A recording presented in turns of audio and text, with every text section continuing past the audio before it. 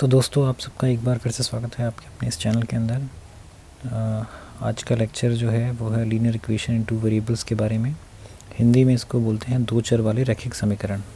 Okay, सो थोड़ा सा जैसे इसके नाम के बारे में ही समझने की कोशिश करते हैं। ये जो नाम दिया हुआ है linear equation in two variables या दो चर वाले रैखिक समीकरण, इसका मीनिंग क्या निकलता है। ठीक है, तो पहली बात, वेरिएबल क्या होता है।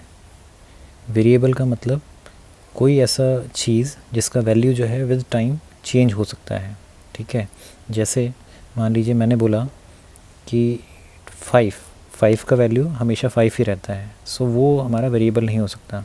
लेकिन अगर मान लीजिए मैंने बोला x, अब x का वैल्यू मुझे नहीं पता है एक्चुअल में क्या है। हाँ, मैं इसका वैल्यू अगर मैं असाइन करता हूँ किसी मोमेंट पर, लेट से x का वैल्यू बोलता हूँ कि 5 है, तो x का वैल्यू यहाँ पे फिक्स होता है।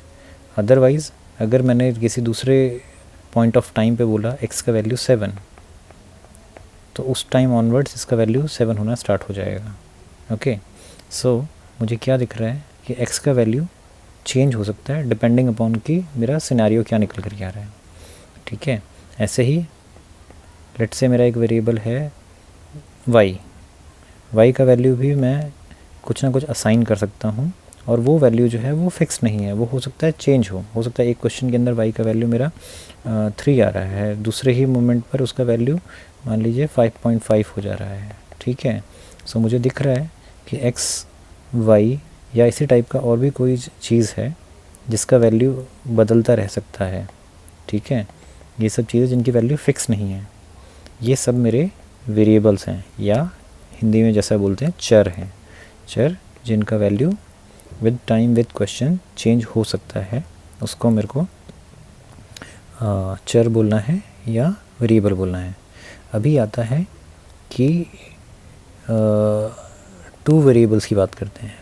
मतलब जैसे यहाँ पर था कि मैंने सिर्फ x का वैल्यू बात किया, x इज इक्वल टू 5, ये एक समीकरण या इक्वेशन मैं देख लूँ तो इसके अंदर मुझे दिखता है सिर्फ x का ही वैल्यू आ रहा है, या x को ही इन्वॉल्व कर रहा है। या एक इक्वेशन देख लूँ y इज इक्वल टू 3। ठीक है, इसमें सिर्फ y जो है वो एक ऐसा चीज़ है जिसको मुझे पता नहीं है। या मैं लिख दूँ 4x + 3 = 0। इस इक्वेशन के अंदर भी मुझे दिख रहा है कि सिर्फ x एक ऐसी चीज़ है जो मुझे नहीं पता है।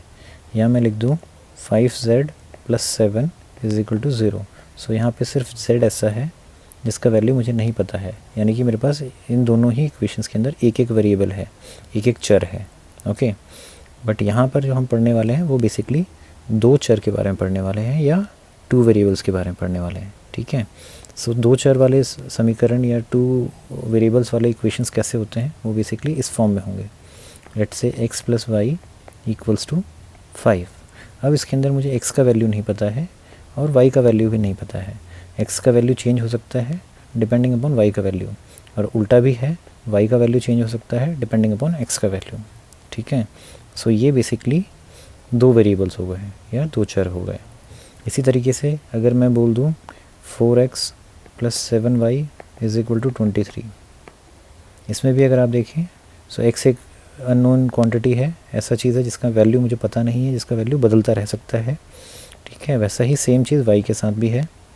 ठीक है, तो ये भी मेरा एक linear equation in two variable है। ओके, या दो चर वाला समीकरण है। ओके, अभी ये दो चर वाला समीकरण तो है, अब इसमें हमने एक आखिरी चीज़ और जोड़ रखी है, वो है लीनियर इक्वेशन, या हिंदी में बोले रैखिक समीकरण। इसका क्या मतलब है? इसका मतलब ये है कि जो मैक्सिमम पावर ऑफ ये अननोन क्वांटिटी हैं, जो चीज़ें मुझे नहीं पता है, उसका मैक्सिमम पावर जो है इस टाइप की इक्वेशंस के अंदर वो 1 हो सकता है। यानी कि 4x⁴ 1 + 7y⁴ 1 = 23। ये हमारा, इसमें दो वेरिएबल्स भी हैं और वेरिएबल्स का मैक्सिमम पावर जो है, ये मैक्सिमम पावर है, वो आपका <= 1 होना चाहिए, एक या एक से कम होना चाहिए। ठीक है, तो अगर लेटस से एक इक्वेशन बोलता है 4x² + 7y = 23। अब इसमें भी देखें x मेरा मुझे नहीं पता है, y मेरा मुझे नहीं पता है, लेकिन ये जो पावर है ये 2 हो गई है।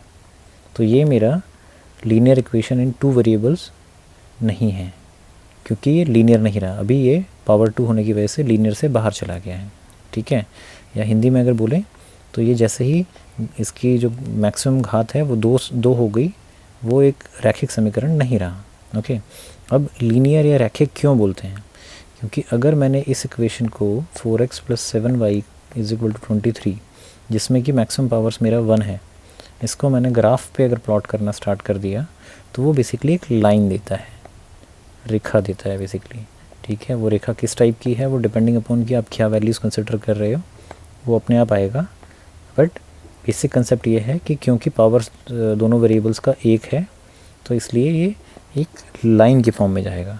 ओके, जैसे ही मैं पावर 1 से ज़्यादा करता हूँ फिर डिफरेंट टाइप की शेप्स जो हैं वो जनरेट होना स्टार्ट हो जाती हैं। कभी सर्कल हो सकता है, एलिप्स हो सकता है, पैराबोला हो सकता है, हाइपरबोला हो सकता है, कुछ भी हो सकता है। वो सब आगे आने वाले चैप्टर्स के अंदर पढ़ेंगे।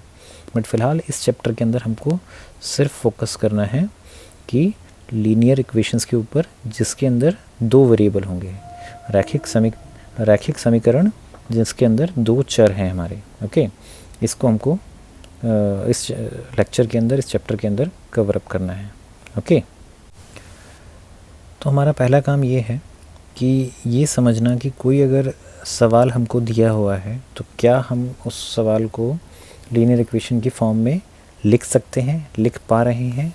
ओके, तो इसमें स्टार्ट करते हैं एक एग्ज़ाम्पल के साथ, ठीक है। आपकी एनसीईआरटी का एग्ज़ाम्पल नंबर 2 है। ओके, इस एग्ज़ाम्पल के अंदर ये बोलता है कि एक रोमीला है जो कि स्टेशनरी की शॉप पे जाती है। वहाँ से उसने 2 पेंसिल ख़रीदा, 3 इरेज़र ख़रीदा और इसको 9 रुपये लगे, ठीक है। उसकी फ्रेंड सोनाली जाती है, उसने 4 पेंसिल ख़रीदा और 6 इरेज़र ख़रीदा और उसने 18 रुपये पे किए। ओके, अब हमको ये दोनों जो सिचुएशंस दिया हुआ है इसको पहले हमको एक इक्वेशन की फॉर्म के अंदर लिखना है और फिर क्या बोलते हैं इसको हमें ग्राफ के ऊपर ड्रॉ करके देखना है। ओके, तो हम क्या कर सकते हैं इस टाइप के, उसके अंदर हमको पता है कि यहाँ 2 चीज़ें हैं, एक पेंसिल के बारे में बात हो रहा है, एक इरेज़र के बारे में बात हो रहा है, और दोनों का टोटल मिला करके यहाँ पे हमें प्राइस की फॉर्म में बात किया जा रहा है, कीमत की फॉर्म में। ओके, सो हम क्या करते हैं, मान लेते हैं लेट जो एक पेंसिल का प्राइस है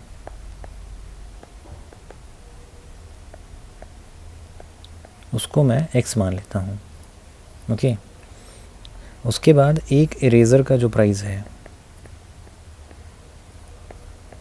उसको मैं y मान लेता हूँ। ओके, अभी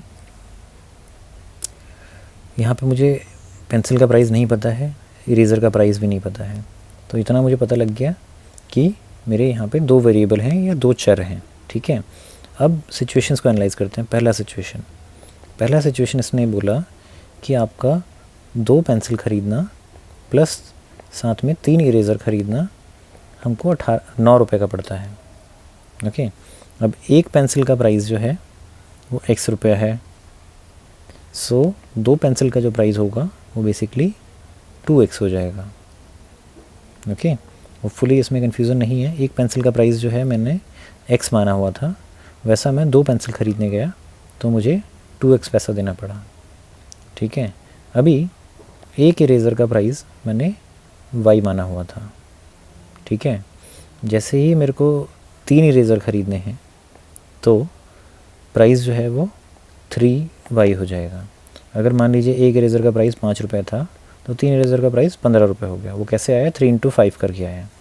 तो वही सेम चीज़ है यहाँ पर, हमने 5 के फॉर्म में नहीं लिखना, हमने y के फॉर्म में लिखा है, ठीक है। एक इरेज़र का प्राइस y था तो 3 इरेज़र का प्राइस 3y हो गया। ओके, अभी इन दोनों को मिला करके जो पैसा हम लोगों को खर्चा करना पड़ा, क्योंकि मिलाकर खर्च करना पड़ा है तो उसके लिए एडिशन आता है। ओके, वो पैसा हम लोगों को 9 रुपया खर्चा करना पड़ा है, ठीक है। सो टोटल पैसा जो आएगा वो 9 आ जाएगा। ये मेरा समीकरण नंबर 1 बन गया, जो पहली सिचुएशन थी मेरी, बेसिकली रोमिला की सिचुएशन थी। ओके, अब दूसरा जो सिचुएशन दिया वो सोनाली का सिचुएशन दिया है, जो कि रोमिला की फ्रेंड है। ओके, वो ये वाला है। इसमें हमको वो बोलता है कि उसने 4 पेंसिल ख़रीदी हैं और 6 इरेज़र ख़रीदे हैं, 18 रुपये के अंदर ख़रीदे हैं। तो जैसे कि एक पेंसिल का प्राइस मैंने x लिया हुआ था, ठीक है, सो 4 पेंसिल का प्राइस मेरा 4x हो गया, ठीक है। एक इरेज़र का प्राइस मैंने y लिया हुआ था, तो वैसे ही 6 इरेज़र का प्राइस मेरा 6y हो गया। ओके, और क्योंकि टोटल पैसा 18 रुपये जो दिया है वो दोनों का साथ में दिया है मिला करके, तो मुझे इन दोनों पैसों को ऐड करना पड़ेगा। पैसा ऐड करके टोटल मेरा 18 रुपये आता है, ठीक है। ये मेरा समीकरण नंबर 2 बन गया। ओके, और ये जो था ये सोनाली का सिचुएशन था। तो हम लोगों ने बेसिकली जो भी हमको सिचुएशन प्रेजेंट किया गया था, सिचुएशन दिया गया था क्वेश्चन के अंदर, उसको हमने लीनियर इक्वेशन, रैखिक समीकरण की फॉर्म में यहाँ पर कन्वर्ट कर लिया है, ठीक है। उम्मीद है आप लोगों को समझ में आया होगा कि हाँ, कोई भी चीज़, कोई भी सिचुएशन दिया हो तो उसको कैसे हम रैखिक फॉर्म में, लीनियर फॉर्म में कन्वर्ट कर सकते हैं, ठीक है।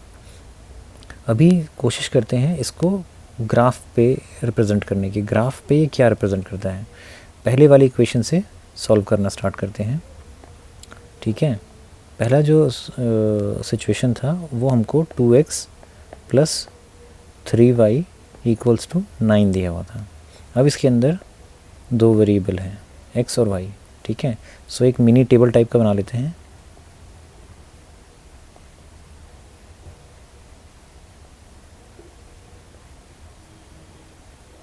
ये x है, ये y है। ओके, पहला केस पकड़ते हैं, ठीक है। मानते हैं कि x का वैल्यू 0 है। x का वैल्यू 0 होने से मुझे क्या फ़ायदा होगा, बेसिकली अभी आपको दिखाता हूँ कि जैसे ही मैं ये x का वैल्यू 0 मैंने माना, इस इक्वेशन के अंदर मैंने x को 0 डाला, तो 2 × में 0 + 3 × में y = 9 हो जाता है। ओके, अब 2 × में 0 इज़ 0, सो बेसिकली मेरा x वाला जो चीज़ था वो गायब हो जाता है। जैसे ही मैंने x का वैल्यू 0 रखा, x मेरा गायब हो गया। सो मेरा सिर्फ जो इक्वेशन बच जाएगी वो 3y = 9, सिर्फ एक वेरिएबल वाला इक्वेशन बन जाएगा, या एक चर वाला मेरा समीकरण बन जाएगा। तो इसको सॉल्व करना बहुत आसान है। सिंपली 3 को उठा के दूसरी तरफ ले आओ, या 3 यहाँ मल्टीप्लाइड में था तो दूसरी तरफ आकर के मेरा 3 जो है वो डिवाइड में हो जाएगा। सो y का वैल्यू 3 निकला। मतलब जब मेरा x का वैल्यू 0 रहेगा, उस मोमेंट पे मेरा y का वैल्यू 3 रहेगा, ठीक है। सो x का वैल्यू जब 0 था तो y का वैल्यू मेरा 3 था। ये मेरा पहला केस पॉसिबल है, और भी इसमें इन्फाइनाइट केस पॉसिबल हैं, ठीक है ना। Infinite number of combination possible है। मैंने एक केस पकड़ा। ओके, अभी दूसरा एक और केस पकड़ते हैं। इस बारी पहले मैंने x को 0 किया था। ओके, अब की बार मैं y को 0 पकड़ लेता हूँ, ठीक है। y को 0 पकड़ करके वापस से इस इक्वेशन के अंदर डालते हैं। तो अभी ये इक्वेशन जो कन्वर्ट हो जाएगी वो 2x + 3 × 0 = 9। 3 × 0 करते ही ये तो कैंसिल आउट हो जाएगा।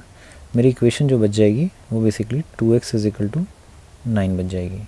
अब ये जो इक्वेशन है ये बेसिकली एक चर वाला समीकरण या एक वेरिएबल वाला इक्वेशन है। ओके, इसको सॉल्व करना बहुत ही आसान है। सिंपली 2 को उठा के दूसरी साइड ले आओ, x = 9/2, यानी कि 4.5 आ जाएगा x का वैल्यू। ओके, सो जब मैंने y को 0 रखा तो मेरा x का वैल्यू 4.5 आया। ये मेरा सेकंड इक्वेशन बन गया, ठीक है। अभी क्वेश्चन ये है कि हमने जो ये सेट ऑफ वैल्यूज़ निकाला, ठीक है, फर्स्ट सेट या सेकंड सेट, जिसमें एक में x को मैंने 0 रखा, एक में मैंने y को 0 रख करके वैल्यूज़ निकाला, इसका सिग्निफिकेंस क्या है, मैंने ऐसा किया क्यों, या ये क्या चीज़ को रिप्रेजेंट कर रहा है, क्या चीज़ दिखाने की कोशिश कर रहा है, ठीक है। सो अगर हम मान लो पहला वाला सेट पकड़ते हैं, ये वाला सेट, ठीक है, तो इसमें x का जो वैल्यू है वो 0 था, y का जो वैल्यू है वो 3 था, और हमारी जो इक्वेशन है वो हमारी एक्चुअल जो समीकरण था हमारा वो 2x + 3y = 9 था। तो ये जो वैल्यूज़ हैं ये इस समीकरण या इस इक्वेशन के रिस्पेक्ट में हमको क्या चीज़ दिखाती है। सो अब इसको समझने के लिए बेसिकली हम क्या करते हैं कि ये जो वैल्यूज़ निकली हैं x और y की, इसको उठा करके यहाँ पर लेफ़्ट हैंड साइड पे डालना स्टार्ट करते हैं, ठीक है। तो लेफ़्ट हैंड साइड में जब मैं x का वैल्यू मान लो ये डालता हूँ 0, सो 2 इंटू में 0 प्लस 3 इंटू में y का वैल्यू मैं डालता हूँ 3। तो देखते हैं क्या आता है। 2 इंटू में 0 इज़ बेसिकली 0 प्लस 3 इंटू में 3 is basically 9। So this is equal to total is 9। अब ये जो 9 है this is same as this value, यानी कि left hand side is equal to right hand side. So ये जो मैंने पेयर निकाला था x और y की वैल्यू का, ये बेसिकली इस समीकरण का हमारा एक सॉल्यूशन को रिप्रेजेंट करता है। मतलब ऐसा वैल्यू जिसको हम इस समीकरण में डालें तो लेफ़्ट हैंड साइड और राइट हैंड साइड बराबर हो जाए, वो उसका एक सॉल्यूशन होता है, एक हल होता है। ओके, सो इस टाइप के जितने भी पॉइंट निकलेंगे वो सारे के सारे हमारे इस समीकरण के एक हल होंगे या सॉल्यूशन होंगे। ओके, सो अगर मैं इसकी बात करूँ फर्स्ट सेट की, ये हमने चेक कर लिया कि ये इस समीकरण का एक हल है। वैसे ही ये सेकंड समीकरण को, सेकंड वैल्यू को देखेंगे तो ये भी हमारा इस दिए हुए समीकरण का हल होगा।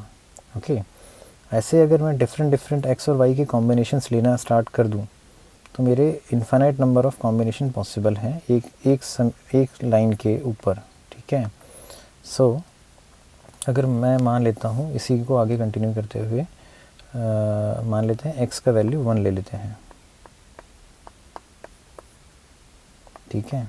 अगर x का वैल्यू 1 लेते हैं और ये वैल्यू इसके अंदर मैं डाल दूँ समीकरण के अंदर, सो इक्वेशन मेरा बदल जाएगी 2 इंटू में 1 plus 3y is equal to 9। Now 2 into 1 is 2 plus 3y equals to 9। Okay, अभी इस 2 को उठा करके दूसरी तरफ ले चलते हैं। So 3y is equal to 9 minus 2 यानी कि 7। सो अगर मैं इस 3 को दूसरी साइड ले चलूँ तो y इज़ इक्वल टू 7/3। ये 3 यहाँ मल्टीप्लाई था, इधर आकर के डिवाइड हो गया। सो अगर इसको डिवाइड करते हैं सो 2.3 आपका ऑलमोस्ट आंसर आता है। ओके, सो जब मैंने x को 1 रखा तो y मेरा 2.3 निकलता है। सो जो मेरी ये वाली टेबल चल रही थी, इस टेबल को हम अपडेट करते हैं x y। पहला वैल्यू x जब 0 था तो मेरा y का वैल्यू 3 था, y जब 0 था तो x का वैल्यू मेरा 4.5 था, और जब मैंने x का वैल्यू 1 चूज़ किया तो y का वैल्यू मेरा 2.3 आया। ओके, ऐसे ही मैं कोई और वैल्यू ले लूँ x और y के कॉम्बिनेशन में तो कुछ और वैल्यू निकलता चले आएगा। ओके, अभी हम अगर इसी चीज़ को, अभी हमने जो ये सॉल्व किया है ये बेसिकली हमने इसको अलजेब्रिकली सॉल्व किया है, मैथमेटिक्स के हिसाब से सॉल्व किया है। अब अगर मान लीजिए हम इसको ग्राफ के ऊपर प्लॉट करना चाहें, ग्राफ के ऊपर बनाना चाहें, ठीक है, तो इसमें हम कैसे बनाएंगे, ये क्या चीज़ को रिप्रेजेंट करेगा। अभी क्या है कि मैं मान लेता हूँ मेरे पास ये वाले पॉइंट्स नहीं हैं, सिर्फ ये एक पॉइंट है, ठीक है, और मैं बोलूँ कि भाई इस एक फर्स्ट सेट को देखते हुए मुझे ये जो मेरी इक्वेशन थी 2x + 3y = 9, इस इक्वेशन को ड्रॉ करना है। तो मान लेते हैं कि ग्राफ ऐसा है, ठीक है। सो x = 0, y = 3 रफली यहाँ पर आएगा। अब इस पॉइंट से पास करता हुआ ये वाला लाइन ड्रॉ करना, जो मेरा इक्वेशन था 2x + 3y = 9, ये मुझे पता नहीं लग सकता, क्योंकि इस एक पॉइंट से पास करते हुए मैं बहुत सारी लाइंस जो हैं वो ड्रॉ कर सकता हूँ। एक ऐसे ड्रॉ कर सकता हूँ, एक ऐसे ड्रॉ कर सकता हूँ, ऐसे ड्रॉ कर सकता हूँ, बहुत अलग अलग तरीके से मैं लाइंस को ड्रॉ कर सकता हूँ। तो मुझे एग्जैक्टली नहीं पता लगेगा कि जो लाइन मैंने सॉल्व करना स्टार्ट किया था वो लाइन कौन सी है। ओके, सो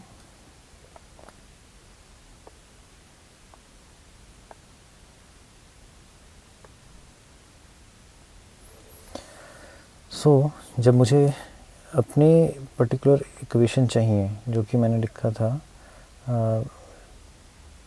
2x + 3y = 9, अब मुझे जब ये इक्वेशन चाहिए तो मुझे कम से कम 2 पॉइंट का ज़रूरत पड़ेगा, एक ये पॉइंट, एक ये पॉइंट। ठीक है,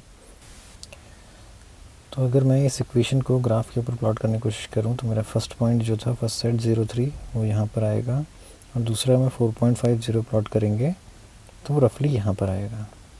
ठीक है, अभी अगर मैं इन दोनों पॉइंट्स को मिलाते हुए लाइन ड्रॉ करने की कोशिश करूँ तो मैं ये देखूँगा कि इन दोनों पॉइंट्स को मिलाते हुए एक ही लाइन जो है वो ड्रॉ की जा सकती है, एक से ज़्यादा लाइन ड्रॉ नहीं की जा सकती है। सो बेसिकली ये जो होगा ये मेरा सॉल्यूशन को रिप्रेजेंट कर रहा है। ठीक है, अभी इसी के ऊपर वैसे तो 2 पॉइंट से आपका काम चल जाता है, बट अपने आप को ही श्योर जानने के लिए, श्योर मानने के लिए बेसिकली कोशिश करते हैं कि हम तीसरा एक और पॉइंट जो है वो प्लॉट करके देख लें, इससे लाइन का एक्यूरेसी जो है और ज़्यादा बढ़ जाता है। ठीक है, सो जो मेरा थर्ड पॉइंट है x = 1 और y = 2.3, सो x = 1 यहाँ आएगा, y = 2.3 रफली यहाँ आएगा, तो ये लाइन के ऊपर सही सही आ रहा है। सो बेसिकली तीनों पॉइंट को मिलाते हुए एक सिंगल लाइन ड्रॉ कर रहे हैं। ठीक है, तो इससे हमको क्या दिखता है कि इन तीनों पॉइंट्स का यूज़ करते हुए हमने ये जो लाइन हमको चाहिए थी 2x + 3y = 9 ये हमको मिल जाती है। और इस लाइन के ऊपर जितने भी पॉइंट्स हैं, ये हो गया, ये हो गया, ये हो गया, ये हो गया, ये हो गया, या इधर के कोई भी पॉइंट हो गए, जितने भी पॉइंट इस लाइन के ऊपर आ रहे हैं वो सभी के सभी इस समीकरण का एक सॉल्यूशन होंगे, एक हल होंगे। ओके, सो ग्राफिकली हम ग्राफ के तौर पर हम इस तरीके से चीज़ों को रिप्रेजेंट कर सकते हैं। जब भी आप ग्राफ ड्रॉ करने की कोशिश करेंगे रियलिटी में, आप हमेशा पॉइंट, जो भी पॉइंट ड्रॉ किए हैं उसके साथ उसके कोऑर्डिनेट ज़रूर लिखेंगे। जैसे यहाँ पर मेरा x = 0 और 3 था, तो ये चीज़ यहाँ इसके साथ में लिखेंगे। नेक्स्ट पॉइंट जो है ये वाला पॉइंट मेरा 1, 2.3 है। ओके, और जो तीसरा है वो मेरा 4.50 है। ग्राफ पे लिखने का तरीका ये होता है कि जो पहला वर्ड होता है वो मेरा x को रिप्रेजेंट करता है, दूसरा जो है वो मेरा y को रिप्रेजेंट करता है। ओके, सो जब इसकी हम बात कर रहे हैं तो यहाँ पे 0 जो है वो मेरा x है और 3 जो है वो मेरा y है। ओके, ऐसे ही इसमें भी आएगा 1 जो है मेरा x है और 2.3 जो है वो मेरा y है, x जो है 4.5 है, y जो है वो मेरा 0 है। ओके, तो इस तरीके से आप ग्राफ के ऊपर प्लॉट कर सकते हैं। अगर यहाँ पर ग्राफ ठीक से समझ नहीं आ रहा है, आप एक्चुअल ग्राफ खोलेंगे तो उसमें ज़्यादा अच्छे से समझ में आएगा। ठीक है, ओके, जब भी हम ग्राफ पे ड्रॉ करने की कोशिश करेंगे तो ग्राफ को पहली बात अगर ध्यान से देखेंगे, ठीक है, तो उसमें 2 टाइप के आपको लाइंस दिखेंगी। ठीक है, एक आपको थोड़ी डार्क वाली लाइंस दिखेंगी ऐसे करके, ठीक है, और ऐसे वाली 2 डार्क लाइंस के बीच में आपको पतली वाली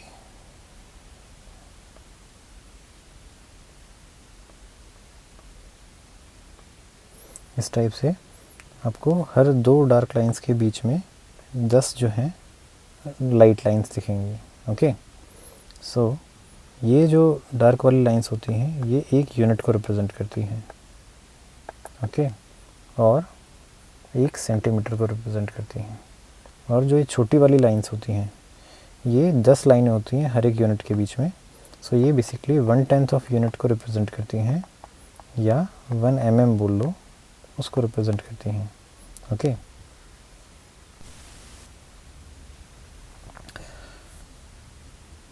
तो अगर हमको मान लो x = 1 ड्रॉ करना है, ठीक है, तो कोई एक रेफरेंस लाइन जिसको हमको पहले 0 मानना पड़ेगा, लेट्स से ये एक रेफरेंस लाइन है, ये हमको बेसिकली y = 0 रिप्रेजेंट करती है। ठीक है, यहाँ पे मैं कोई भी पॉइंट ले लूँ, यहाँ पे ले लूँ, यहाँ पे ले लूँ, यहाँ पे ले लूँ, सब जगह मेरा y का वैल्यू 0 आएगा। ओके, और ये एक लाइन मैं ले लेता हूँ वर्टिकल वाली जो दिख रही है, ये मेरा x इज़िकल टू 0 का लाइन है। इस पर मैं कहीं पे भी पॉइंट ले लूँ, यहाँ पे सब जगह मेरा x का वैल्यू 0 रहेगा। जहाँ पे ये दोनों पॉइंट मेरे मिलते हैं आपस में, लाइंस जहाँ आके मिलती हैं, उसको मैं अपना ओरिजिन बोलता हूँ या स्टार्टिंग पॉइंट बोलता हूँ। इसको हम 0,0 से भी रिप्रेजेंट करते हैं। ओके, जहाँ पे दोनों लाइंस x इज़िकल टू 0 और y इज़िकल टू 0 आकर के मिलते हैं। ठीक है, अभी x इज़िकल टू 0 है, हमारा जो जनरल कन्वेंशन होता है कि x जो है सीधे हाथ की तरफ, राइट हैंड की तरफ जो है वो पॉजिटिव होता है। ओके, और y जो है वो मेरा ऊपर की तरफ पॉजिटिव होता है। ठीक है, ऐसे ही अगर मैं उल्टे हाथ की तरफ चलना स्टार्ट करूं तो x जो है वो मेरा नेगेटिव होना स्टार्ट हो जाएगा, यानी कि -1, x is equal to -1, x is equal to -2, -3, -4 ऐसे चलेगा। ओके, और प्लस की बात करें तो +1, +2, +3, x इज़िकल टू +4 ऐसे चलेगा। ऐसे ही y इज़िकल टू पॉजिटिव जब था तो यहाँ देखेंगे तो y is equal to 1, y is equal to 2, 3, 4 ऐसे करके आगे बढ़ेगा, ऊपर की तरफ पॉजिटिव बढ़ेगा। और जहाँ तक y इज़िकल टू नेगेटिव की बात है वो नीचे की तरफ होता है, -1, यहाँ पे -2, यहाँ पे -3, यहाँ पे -4, y की वैल्यू ऐसे चलती है। Okay, so this is basically हमारा y एक्सिस होता है and this is my x axis. इस पे x का वैल्यू मेरा बढ़ रहा है x एक्सिस पे, y एक्सिस पे मेरा y का वैल्यू बढ़ रहा है। हिंदी में एक्सिस को अक्ष बोलते हैं। ये जो है मेरा x अक्ष है, ये y जो है मेरा, ये वाला जो लाइन है ये मेरा y अक्ष है। ओके, अब मुझे मान लीजिए पहला वाला पॉइंट इस पर ड्रॉ करना है। एक्स वाई का वैल्यू मेरे को दिया हुआ है 0, 3, मतलब x जो है वो 0 रहेगा। x मेरा 0 कहाँ रहेगा? x मेरा 0 इस पूरी लाइन पे रहता है। ओके, x मेरा 0 कहाँ पे रहता है? x मेरा 0 बेसिकली इस लाइन के ऊपर रहता है। ओके, सो x मेरा 0 इस लाइन पर रहेगा। अब इस लाइन पर मुझे y का वैल्यू 3 लेना है। सो y का वैल्यू 1, 2, 3, एक्चुअली में ये जो पॉइंट है यहाँ पे मेरा x 0 मिल जाएगा मुझे और y जो है वो 3 मिल जाएगा मुझे। ओके, ऐसे ही सिमिलरली नेक्स्ट पॉइंट अगर प्लॉट करने की कोशिश करें, ये वाला मान लीजिए प्लॉट करते हैं, एक्स वाई का वैल्यू 4.50। सो x का वैल्यू बेसिकली 4.5 मुझे पकड़ना है। ठीक है, सो x एक्सिस पे अगर जाते हैं तो x एक्सिस पे x जो है वो इस डायरेक्शन में बढ़ रहा होता है। तो x का वैल्यू 1 यहाँ है, 2 यहाँ है, 3 यहाँ है, 4 यहाँ है। थोड़ा सा और आगे आते तो प्रोबेबली 5 यहाँ पर आता। ठीक है, अब इसने बोला 4.5, तो 4.5 जैसे मैंने बताया था जी कि हर दो डार्क लाइंस के बीच में 10 जो है छोटी लाइंस होती हैं। तो आपको यही करना है, सिंपली 4 के बाद 5 छोटी लाइंस पढ़नी है। Okay, 1, 2, 3, 4, 5। So basically this is the point. ये जो पॉइंट है ये मेरा 4.5, एक्स इज इक्वल टू 4.5 को रिप्रेजेंट करता है। और वाई इसने 0 बोला, तो इस एक्स एक्सिस के ऊपर वाई जो है वो 0 होता ही है। एक्चुअली में यही मेरा पॉइंट हो जाएगा। ठीक है, सो ये पॉइंट का मेरा वैल्यू है 4.50।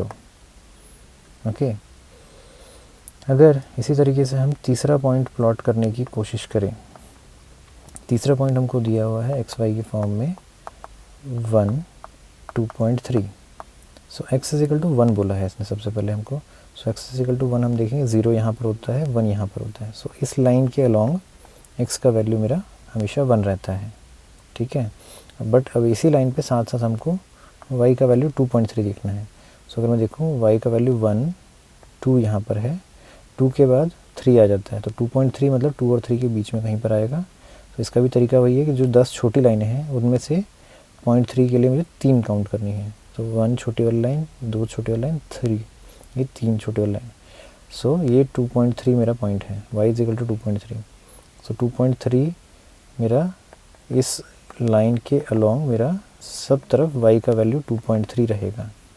अब जहाँ पर मेरी ये दोनों लाइंस मेरी आपस में काटती हैं, x इज इक्वल टू 1 वाली लाइन और y इज इक्वल टू 2.3 वाली लाइन, यानी कि ये वाला जो पॉइंट है मेरा बेसिकली ये मेरा रिप्रेजेंट करेगा x इज इक्वल टू 1 को, x इज इक्वल टू 1 को, y इज इक्वल टू 2.3 को। ओके, सो इस तरीके से हम लोग यहाँ पर पॉइंट्स को ग्राफ के ऊपर प्लॉट कर सकते हैं। उम्मीद है कि आप लोगों को समझ में आया होगा कि कैसे ग्राफ के ऊपर ये पॉइंट्स को प्लॉट करना है। जब आपको लाइन ड्रॉ करनी है तो जो जो आपके पॉइंट्स थे उन पॉइंट्स को मिलाते हुए एक स्केल लेकर के लाइन खींच देना है, सिंपल, और ये आपकी रेखा बन जाएगी। ठीक है, जब भी आप ग्राफ पे कोई भी लाइन ड्रॉ करें, एक काम ज़रूर करें कि इस लाइन के ऊपर किसी एक कॉर्नर पे, चाहे नीचे की तरफ करें चाहे ऊपर की तरफ करें, लाइन का इक्वेशन या समीकरण जो है वो ज़रूर लिखें। ओके, तो इस लाइन का इक्वेशन था 2x + 3y = 9। ठीक है, क्योंकि जब आप अभी तो यहाँ पर मैंने जो ड्रॉ करने की कोशिश किया है वो एक सिंगल ग्राफ पेपर पे सिंगल लाइन को ड्रॉ किया है, बट बहुत बार ऐसा सिचुएशन आएगा जब आपको एक से ज़्यादा लाइंस को एक ही ग्राफ पेपर पर ड्रॉ करना पड़ेगा। फिर देखने वाले को ये समझ में नहीं आएगा कि कौन सा लाइन किस इक्वेशन को रिप्रेजेंट कर रहा है, किस समीकरण को रिप्रेजेंट कर रहा है। तो ऐसे में अगर आपने इस कॉर्नर पे या इस वाले कॉर्नर पे कहीं पर भी आपने लाइन का इक्वेशन लिख दिया है तो देखने वाले को दूर से ही पता लग जाता है कि हाँ, हम इस वाली लाइन के बारे में बात कर रहे हैं। ठीक है, तो ये एक आदत और आप डालने की कोशिश कीजिएगा। ठीक है, उम्मीद है आप लोगों को समझ में आया होगा कि ग्राफ पेपर पे कैसे हम किसी एक समीकरण को रिप्रेजेंट कर सकते हैं। ओके, अभी अब बात करते हैं कि अभी तक हम लोगों ने एक सिंगल लाइन को एक ग्राफ पेपर पे ड्रॉ करने की कोशिश किया था। ओके, मान लेते हैं कि हमारे पास ऐसा सिचुएशन है जहाँ पर हमको एक से ज़्यादा लाइंस का इक्वेशन दिया हुआ है। ठीक है, तो ये मेरा एक्स एक्सिस है। ओके, ये जो है ये मेरा वाई एक्सिस है, ये एक्स एक्सिस है, ये वाई एक्सिस है। यहाँ पे -x आएगा इस साइड -y आएगा। ओके, और ये पॉइंट मेरा 0 0 है।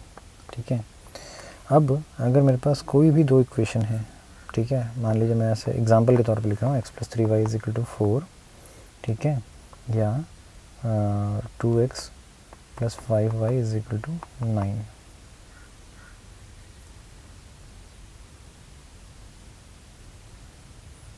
ठीक है, इस केस में अगर मैं देखूं तो अगर मैं इसको ग्राफ पे ड्रॉ करने की कोशिश करूं, इसको भी ग्राफ पे अलग से ड्रॉ करने की कोशिश करूं, ठीक है, जब आप एक्चुअली में ड्रॉ करेंगे तो आपको पता लगेगा कि क्या इसका आंसर निकलेगा। लेकिन इन जनरल 3 पॉसिबिलिटीज़ हैं अगर मैं दो लाइंस को एक साथ ग्राफ के ऊपर ड्रॉ करने की कोशिश करता हूं तो उसकी। ओके, पहला पॉसिबिलिटी बनता है कि दोनों जो लाइंस हैं वो एक दूसरे को एक सिंगल पॉइंट पे काटती हैं या इंटरसेक्ट करती हैं, एक सिंगल पॉइंट पे इंटरसेक्ट कर रही हैं। ठीक है, अगर ये दोनों एक सिंगल पॉइंट पे इंटरसेक्ट कर रही हैं तो इस पूरे सिस्टम का एक सॉल्यूशन, एक सिंगल सॉल्यूशन निकलेगा। ठीक है, सिंगल सॉल्यूशन का मतलब है बेसिकली कि एक वैल्यू ऐसी निकलेगी x और y की जो कि इन दोनों समीकरणों को एक साथ जीरो करेगी। ठीक है, अगर मैं इसके समीकरण बनाना स्टार्ट कर दूं x + 3y = 4 के, तो उसके हो सकता है कि आपके अलग से कई हल निकल सकते हैं। ठीक है, x1 y1 की। ऐसे ही मैं इसको जब ड्रॉ करना स्टार्ट करूँगा तो इसके अलग से कई सारे समीकरण निकल सकते हैं x2 y2। ठीक है, बट जब मैं इनको ग्राफ पे प्लॉट करूँगा तो एक रेखा ऐसी बन जाएगी, एक रेखा मेरी दूसरी ऐसी बन जाएगी। जहाँ पर ये दोनों रेखाएं एक दूसरे को काटेंगी वो एक पॉइंट ऐसा आएगा जो इसकी टेबल में भी आएगा और इसकी टेबल में भी आएगा। ओके, तो इसको बोलते हैं सिंगल सॉल्यूशन वाला सिचुएशन। ठीक है, मतलब ये दो समीकरणों का एक ही हल है। ओके, दूसरा क्या बनता है कि भाई ये मान लीजिए मैंने फर्स्ट ग्राफ ऐसे ड्रॉ किया है पहली लाइन का, और मैंने दूसरा जब ड्रॉ करने की कोशिश किया तो पता लगा कि वो भी एग्जैक्टली इसके ऊपर ही आता चला गया, मतलब सारे पॉइंट्स जो हैं इसके ऊपर ही आते चले गए। ओके, अगर मैं यहाँ पे कलर चेंज कर दूँ तो ये भी इसके ऊपर ही आता चला गया। ठीक है, तो अब मुझे क्या दिखेगा कि हर एक पॉइंट जो इस वाली लाइन पर है वही एग्जैक्टली इस लाइन पर भी आना स्टार्ट हो जाएगा। ये जितने पॉइंट्स होंगे लाइंस को एक साथ सेटिस्फाई करेंगे, मतलब एक साथ दोनों लाइंस को ज़ीरो करेंगे। ठीक है, जैसे मैंने एक समीकरण लिखा x + 3y = 4, दूसरा समीकरण लिखा मैंने 3x + 9y = 12। ओके, सो अगर आप देखेंगे तो ये जब इनको ग्राफ पे आप प्लॉट करेंगे तो बिल्कुल यही सिचुएशन बनेगा कि एक दूसरे के ऊपर ही दोनों लाइंस आना स्टार्ट हो जाएंगी, ठीक है। तो ऐसे वाले को इसके अनंत हल बोलते हैं। बेसिकली इसके सारे ही हल जो हैं इस सिस्टम के अनंत हल होंगे या इन्फिनाइट सॉल्यूशन।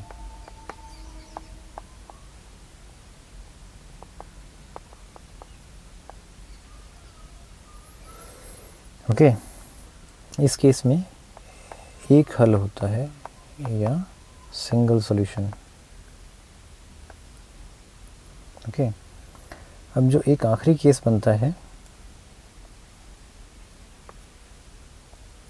आखिरी केस ये बनता है कि एक लाइन मेरा ऐसे जा रही थी और दूसरी लाइन इसके समानांतर चलती चली गई। अब क्योंकि समानांतर चली गई तो इसका मतलब ये है कि ये दोनों जो लाइंस हैं ये कभी भी एक दूसरे को टच नहीं करेंगी, और अगर टच नहीं करेंगी तो इसका मतलब दोनों में कोई भी पॉइंट ऐसा नहीं है जो एक साथ दोनों समीकरणों का हल जो है वो ज़ीरो कर सके या एक साथ दोनों समीकरणों का लेफ़्ट और राइट साइड बराबर कर सके। ओके, सो इसको बोलते हैं कोई हल ना होना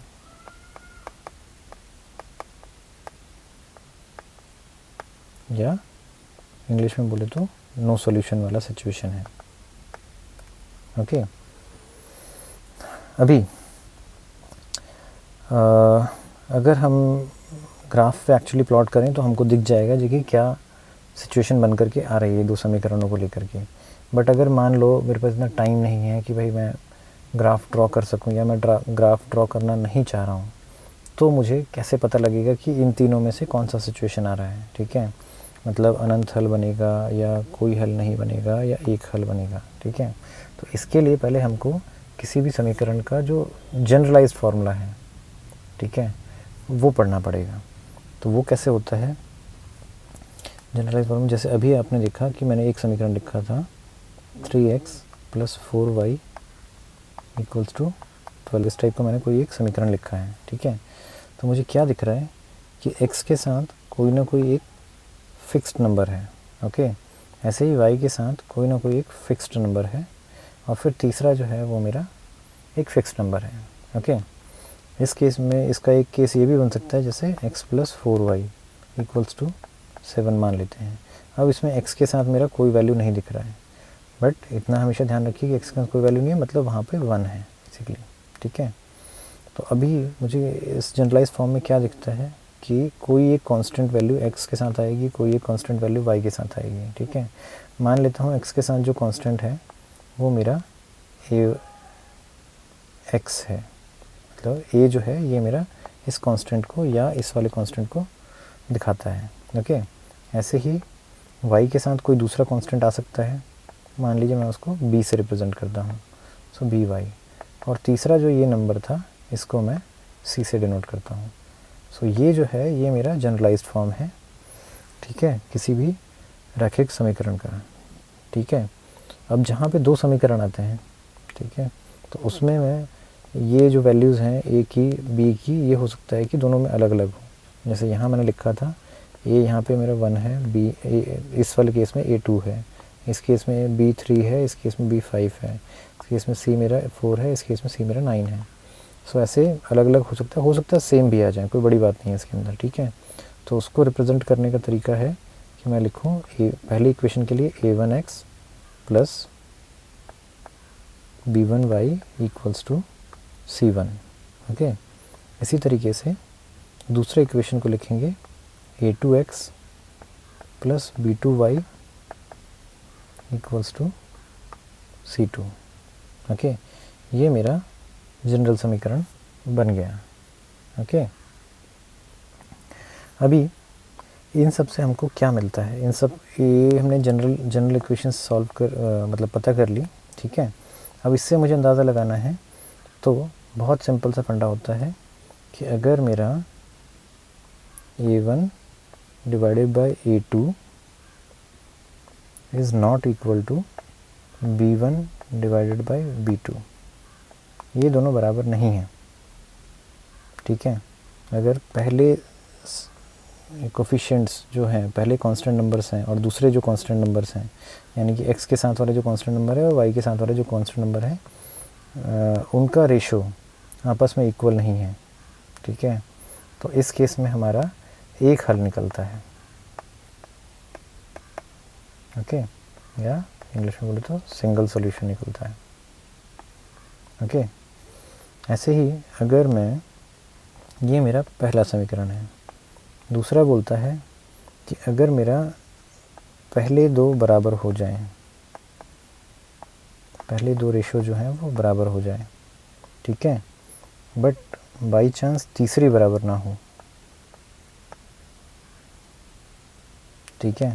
पहले वाले केस में पहली रेशो दूसरी रेशो के बराबर नहीं थी, दूसरे केस में पहली रेशो दूसरी रेशो के बराबर हो गई लेकिन तीसरी रेशो के बराबर नहीं है, ठीक है।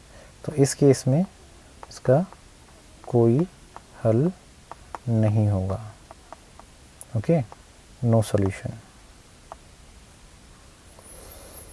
तीसरा चीज़ क्या बनता है कि मेरा ये तीनों ही रेशो जो हैं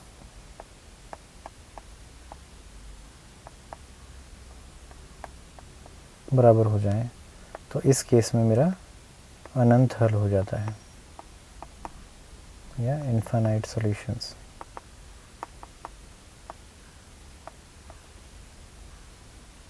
ओके। सो आपको यही ध्यान रखना है कि अगर पहली रेशो दूसरी रेशो के बराबर नहीं है तो सिंगल सॉल्यूशन आ जाएगा, पहली रेशो दूसरी रेशो बराबर है बट तीसरी रेशो के बराबर नहीं है तो उसका कोई हल नहीं निकलेगा, और अगर पहली दूसरी तीसरी रेशो तीनों बराबर हो जाएं तो उसके इनफाइनाइट सॉल्यूशंस निकलते हैं, ठीक है। आप ऐसा वाला चीज़ इक्वेशंस के थ्रू चेक भी कर सकते हैं, वहाँ से भी आपको ये वाला चीज़ वेरीफाई हो जाएगा। इसमें एक आखिरी चीज़ बताना रह गया कि अगर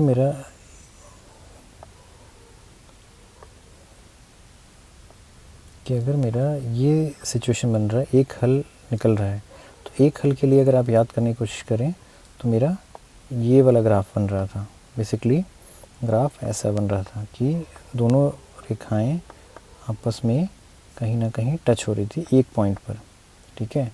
सो इनको इंग्लिश में बोलते हैं इंटरसेक्टिंग लाइंस, लाइंस जो हैं एक दूसरे को इंटरसेक्ट कर रही है, ओके। हिंदी में इसको बोलते हैं प्रतिच्छेदी रेखाएं, ओके, जो एक दूसरे को काट रही होती हैं। कोई हल नहीं है, अगर आप ध्यान करें तो ये सिचुएशन तब बन रहा था जब दोनों रेखाएं एक दूसरे के समानांतर चल रही हैं, तो ये बेसिकली इस तरीके की रेखाएं होंगी, दोनों एक दूसरे के पैरेलल रन कर रही होंगी, या हिंदी में बोले तो समानांतर चल रही होंगी। तीसरा जो केस था अनंत हल वाला, उसमें बेसिकली रेखाएं एक दूसरे के ऊपर ही होती हैं, ठीक है। सो इसको बोलते हैं इंग्लिश में कोइंसिडेंट लाइंस, या हिंदी में बोलते हैं समपाती रेखाएं, मतलब इन दोनों का जो पाथ है वो एक दूसरे के समानांतर है, बिल्कुल सेम पाथ है, एक दूसरे को फॉलो कर रही हैं, ठीक है। तो अगर आपको कोई बोलता है कि पता कीजिए कि ये रेखाएं समानांतर हैं या नहीं, तो इसका मतलब आपको ये वाला कंडीशन चेक करना है कि भाई पहले x के जो कोफिशिएंट्स थे उनका रेशो बराबर है y के कोफिशिएंट के या नहीं है, और अगर है तो फिर उसके बाद उसको c में चेक करना है कि जो बचे हुए कोफिशिएंट है C1/C2 उसके बराबर नहीं होना चाहिए, तब हमारी जो रेखाएं होंगी वो आपस में समानांतर होंगी, पैरेलल होंगी, ठीक है। उम्मीद है आप लोगों को दो चर वाले रैखिक समीकरण का थ्योरी थोड़ा सा समझ में आया होगा। नेक्स्ट लेक्चर के अंदर कोशिश करेंगे इसके ऊपर जो कुछ अभी तक हमने समझा है उसके ऊपर बेस करके कुछ सवालों को सॉल्व करने की, okay. Till then keep learning, keep enjoying, bye bye.